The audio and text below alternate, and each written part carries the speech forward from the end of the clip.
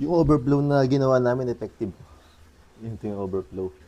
Kaysa magbutas kami doon, na tulad nun, no? Yun, tulad nun. Kaysa gawin namin yun, gumawa akong PVC. Yan. Para pag dumaan doon yung tubig, lalabas na agad dito. Para wala na siyang butas-butas. So, nagtatapa kami ng tubig papunta ron. Kasi ang labas nun, yan o, yan yung labas niya. Pinupuno namin siya para sa ducks. So, going back sa hito, yan yung hito namin. Ganyan ka-clear lagi yung tubig namin para mas healthy sa hito.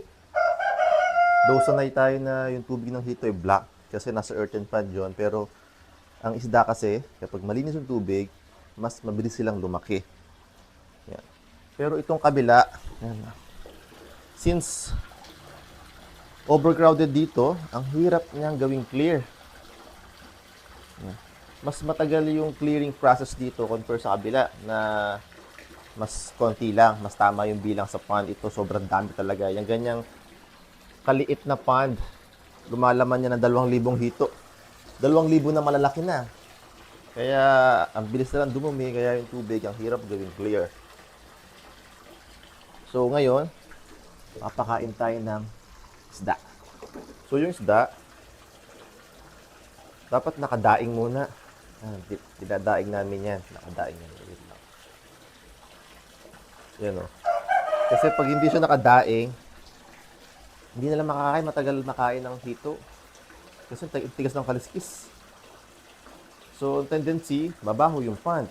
Lulutang din yung mga tilapia na ang pangit tingnan. Oh, gutom na sila, oh. Tingnan natin kung kakain sila. Wala, gutom na nga. Nagkaguluhan na.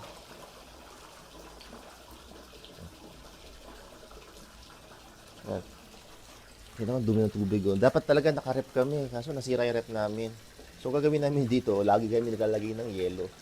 So, tatapon yung tubig, tapos papalitan ko ng bagong yelo. So, di ko pwedeng tapon doon kasi doon yung pond ng mga bibe. Dudumi yung tubig. Gagawin ko niyan, lalagyan ko ng PVC yung drainage. Para doon yung tapon niya sa drainage namin, hindi sa pond. Kaya kasi kung madudumi yan to. Diyan naliligo yung mga bibi namin.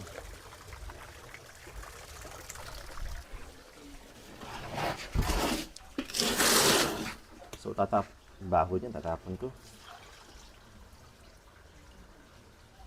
Tapos lalagyan ng bagong yelo.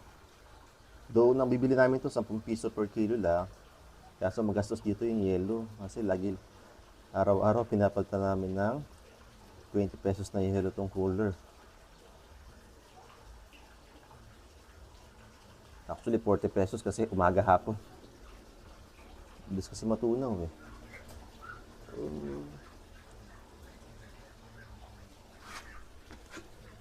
Yan, tsaka proseso. Yung ibang pan kasi, tulad sa earthen, tinatapon na lang to. Kaso, sa atin hindi pwede, mangangamoy kasi. Mangangamoy. Amoy patis siya. Hindi naman siya bulok, pero amoy patis. Bawakan na natin. Natin kung kakain ito mga. Ayaw nila kumain. Arte nila. Kabila.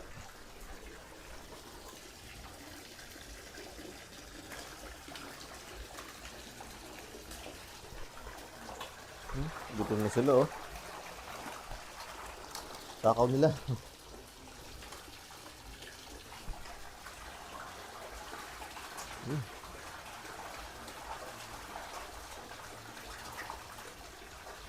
Takaw nila. Parang kahit kamay mo, kakainin dito pag dilugbog. So, bibigay pa ako. Mahina sila kumain sa umaga. Mahina pa yun, ah. Pero mas malakas sila kumain sa gabi. Mas active yung mga yan. Mas malakas talaga gumalaw. Talaga nagwe-wave yung tubig. So, bibigay pa natin lahat to. So, itapon lang sa iba't ibang part ng pond. Tapon lang sa iba't ibang part ng pond. Active na sila. So, sa setup namin talaga, hindi tayo pwedeng mareklamo ng kapitbahay. So, lagi kami nag-iingat sa mga pinapakain namin. Saka sa tubig. Hindi sila pwedeng bumaho. So, naka-filter pa kami. Hindi sila pwedeng bumaho. Takot talaga nila.